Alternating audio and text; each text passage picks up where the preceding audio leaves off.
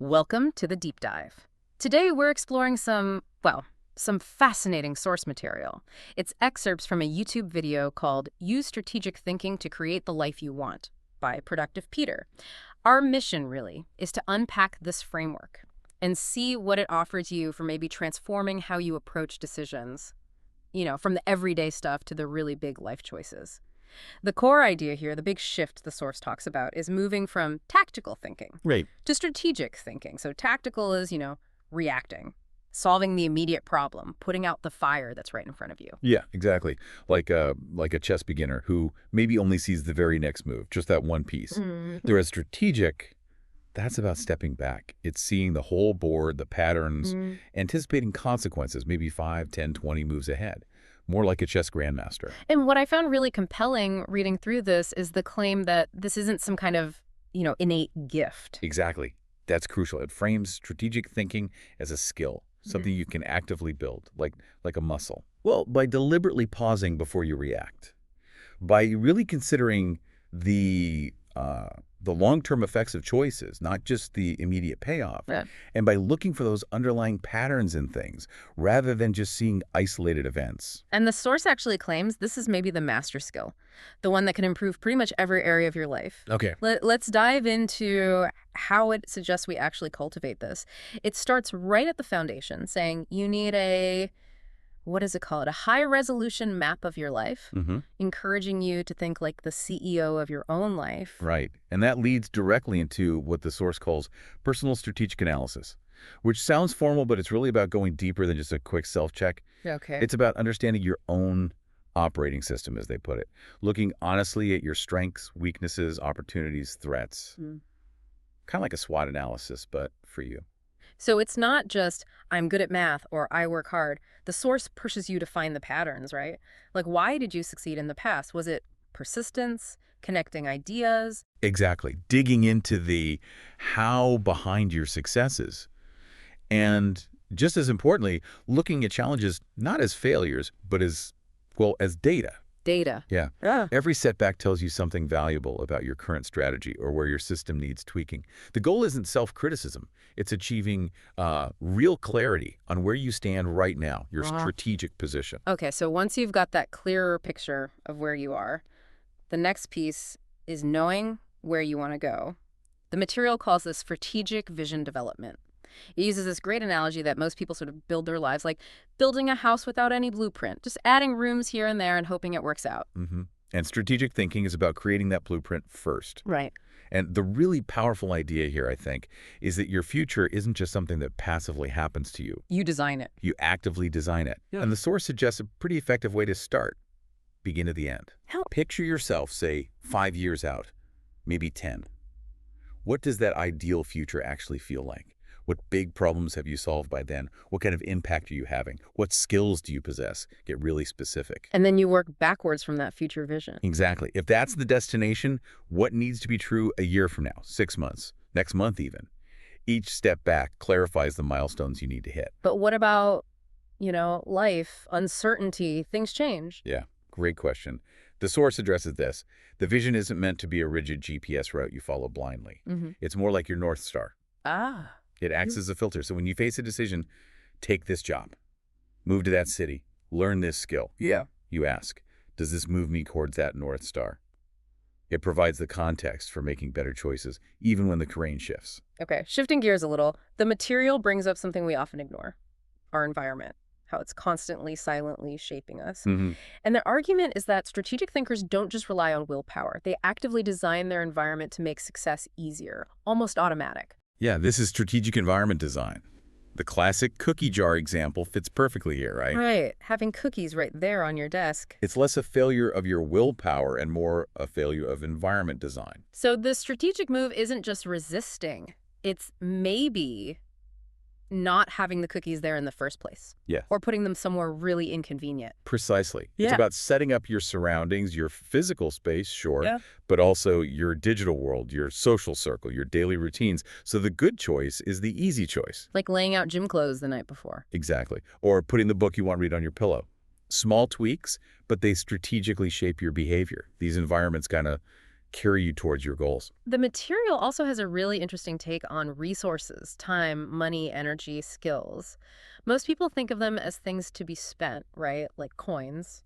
Finite things you use up. But strategic thinkers apparently see them differently. Yeah, this is resource optimization, and the analogy the source uses is powerful. Think of resources like seeds, not coins. Seeds, meaning you plant them. You plant them to multiply. You invest time in learning something that saves you time later. You channel energy into activities that give you more energy. You compound skills and relationships so they grow over time. And it talks about a multipliers effect here, which is fascinating. Learning one foundational skill doesn't just add one thing. Right. It can multiply your ability to do lots of other things. Wow. Building one strong relationship doesn't just add a contact. It might open up an entire network. So resources aren't just what you have right now. Exactly. It's also about what you can access and what you can leverage. Strategic thinking here isn't always about getting more. Often it's about doing more with what you already have. Creating abundance through efficiency, really. Okay, but life isn't always smooth sailing. There's risk, there's uncertainty. Most of us try to avoid that. Understandably, it feels dangerous. Yeah. But the source presents a really different view here, under risk and uncertainty management. That risk isn't the enemy. It's actually framed as almost necessary for growth. Like trees need wind to develop stronger roots. So not avoiding risk, but engaging with it differently. Yes. Distinguishing smart risks ones with potential upside from just foolish, reckless ones. Okay. And what's really key here is the idea of asymmetric risk. Situations where the potential gain, if things go right, is vastly, vastly bigger than the potential loss if they go wrong. Like learning a totally new skill, the downside is maybe some wasted time, but the upside could be huge. Exactly that. That's a classic asymmetric bet. And the source even suggests reframing uncertainty itself. Don't just have backup plans for failure. See those alternative paths as potential routes to success, turning volatility into opportunity. It's a powerful mindset shift, and the source then applies the strategic lens across a whole bunch of specific life areas. Yeah, it gets quite practical. Like with growth and learning strategies, it argues learning isn't just soaking up facts, it's maybe the most critical skill you can develop. It talks about the brain as a network. And strategic learning involves things like learning transfer, where getting really good at one thing actually makes you better at learning other seemingly unrelated things. Oh, interesting. And focusing on meta skills, things like pattern recognition or using mental models. These don't just add knowledge, they multiply your ability to learn anything. That's how growth can become, well, potentially exponential. Then there's relationship and network strategy, seeing relationships not just as, nice to haves, but as actual multipliers. Right. Nobody succeeds totally alone, we know that. But strategic networking isn't just collecting contacts like trading cards. It's more like cultivating a garden. How so? It means understanding what others need and, crucially, focusing on providing value first. Being a connector. The source suggests the real magic happens when you start connecting people to each other. Ah, so the network grows itself. Exactly. It becomes this dynamic ecosystem of opportunities and support, not just a list of names. The source also hits on career and work. Yeah, viewing your career less like climbing a ladder and more like playing a long game of chess. Chess. Thinking strategically about your moves. Building what it calls a career moat. Using your unique skills, relationships, reputation to create a defensible advantage. So opportunities start coming to you. Your career becomes a platform for building long-term assets, not just getting a salary. Okay, and financial strategy, beyond just budgeting. Oh, yeah. It's about seeing money as a tool for building freedom and capacity. Deploying it strategically, like watering specific parts of a garden you want to grow. So creating systems. Creating systems, absolutely. Yeah. And what the source calls money machines.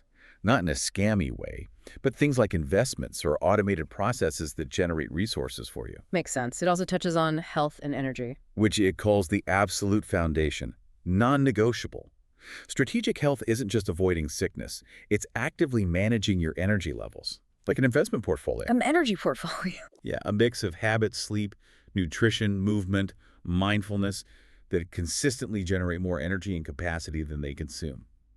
It's proactive management. And time and focus, not just time management. Yeah, no, much deeper. Managing your attention and your impact. It really emphasizes deep work setting up your environment and routines for intense, undistracted focus. That's how you leverage time for disproportionate results. Okay, almost there. Creativity and innovation, too. Mm-hmm. Seeing creativity not as some random lightning strike, but as a strategic process. Deliberately connecting diverse ideas, different fields it calls this, creative cross-pollination. Engineering breakthroughs rather than just waiting for them. And finally, it loops back to decision-making itself. Right. Strategic decision-making prioritizes the quality of your decisions over just making lots of them. It's about learning from outcomes, good and bad, and using what it calls decision stacking. Decision stacking. Making choices today that cleverly set you up for better options and easier choices down the road.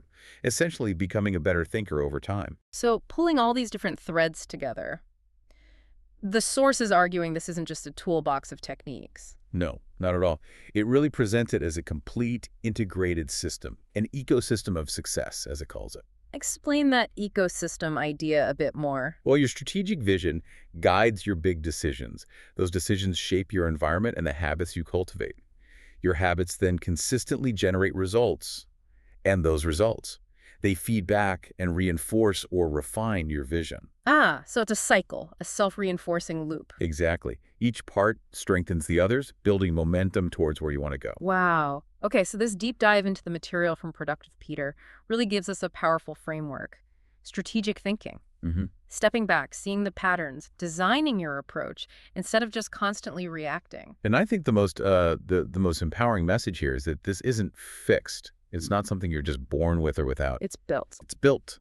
One decision, one insight, one action at a time.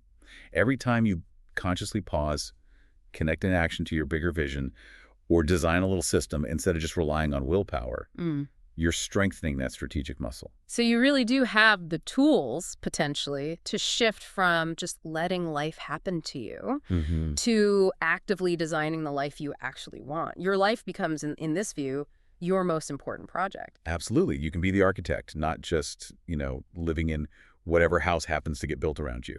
So here's maybe something for you, the listener, to think about today. Just pick one small area of your life where you tend to react tactically, just putting out fires. Based on everything we've talked about, what's one tiny way you could pause, step back, and try applying a more strategic lens there? Just one small shift today. And consider how that single intentional change, how that might begin to build some momentum in your own ecosystem of success. That really is the potential power of strategic thinking. Thanks for diving in with us today.